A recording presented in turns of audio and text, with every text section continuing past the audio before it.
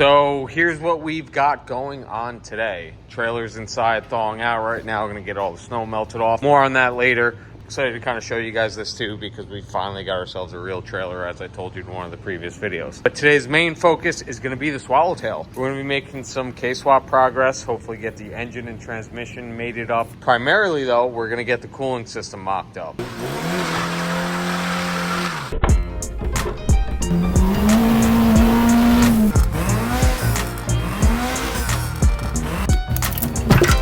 Who's there?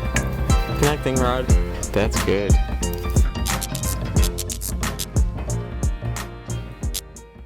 Sorry, I know that heater in the back corner is super loud, but it's also midwinter here. We're about towards the end of January right now. Sorry if it's hard for you guys to hear me talking during most of this video, but I mean, 30 degrees out, 20 degrees out, we need to have that heater running. Huge shout out to Travis at autoworx for having us covered on the cooling department. I really can't thank you enough for trusting us with the development stages of the first rendition of this, but we're here for the final version of this for sure. I mean, we're gonna make this work, and I can't thank you enough, Travis, for sending me this and giving us this to work with. We're gonna get this boxed up and sent back to him this week. This is gonna go such a long way. The versatility, the fact that I have zero doubts or concerns of being able to use this in any which way that we're gonna have to, whether we gotta flip it and put those hose flanges on the other side, whatever we gotta do, the fact that I know this radiator is gonna do it, you just can't put a price on that. This thing is gonna work whether we continue with the K-swap in here or if we bail out on that and put a TDI in here.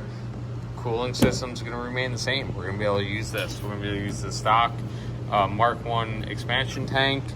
We got the multiple different options of where we're gonna run that line out of, whether it's that side or down here out of here. I mean, realistically, you want it to feed off the top here, so we're gonna run the line off the top there from this side and be able to leave that side plugged.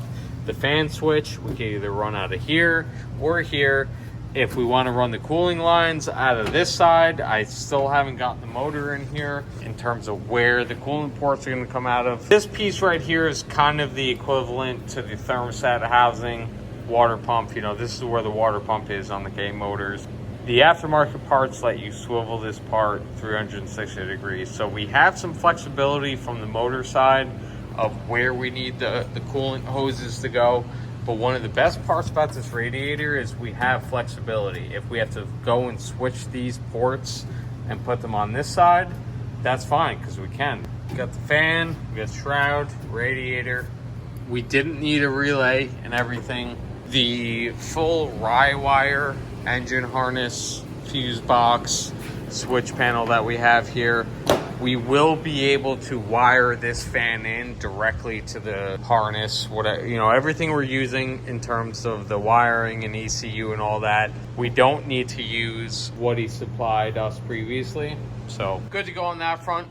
Huge shout out to autoworx. Make sure you guys check the links in the description so you can get your hands on one of these.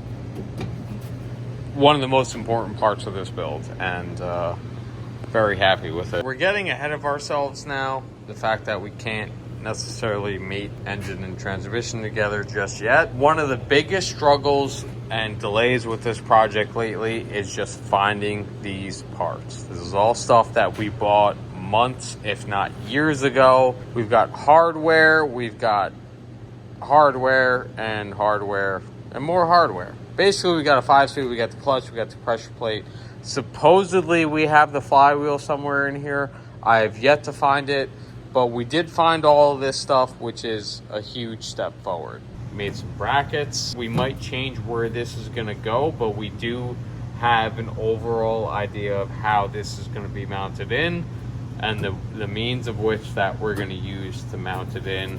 Whether we're gonna do a full tuck, half tuck, whatever, we know what we're getting into with this. If we're gonna go tucking this radiator completely under, as it sits now with the factory rubber grommets on the bottom, it's a little bit too tall because it starts to hit the hood latch assembly, and there's also There's also just, we're gonna end up hitting that part there, which is kind of like the rad support bracketry. There's the hood latch there and stuff. If you're having to deal with all the other work involved with getting that engine, whatever engine it is that you're swapping in that requires you to tuck this radiator all the way up, the best way to put this is figuring out a rubber stopper, rub pad, whatever you want to call it, a solution that keeps the aluminum radiator from rubbing directly on the metal lower rad support here. That's going to be the least of your concerns. Like, you guys will be able to figure this out, whether it's cutting the factory stoppers down or whatever you got to do.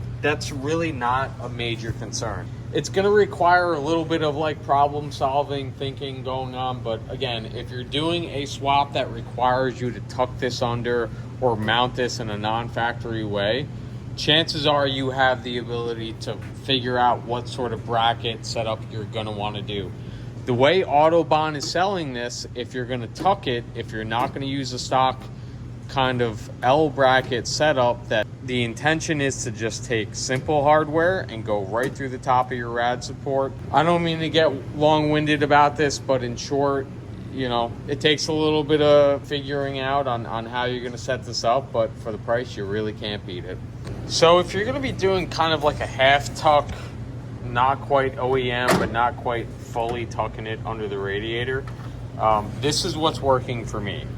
I've got some M6 by 1 by 16 millimeter bolts. I've got a regular washer and then a lock washer above that, because without the washers, that's about how much room you're working with. The brackets I've made take up that extra space by themselves, so that washer and then lock washer kind of make it perfect. You can just slap this in and utilize the stock tab style mounts, which would go about there.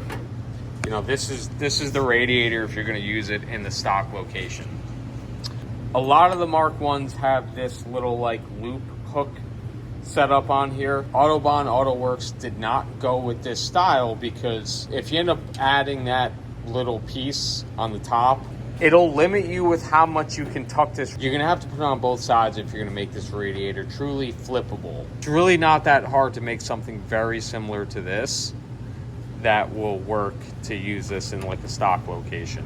But in terms of like making this thing 100% functional and fit exactly how you want it, yeah, you're gonna have to be a little crafty. And we're not talking rocket science, but like, you know, you gotta be able to use an angle grinder and a bench vise and a pair of vice grips, honestly, because that's all it's taken me to kind of make these brackets, to go ahead and tuck this under. We're not going to go like no spence spared, because we want it to run within reason. We want it to be reliable and not make us poor.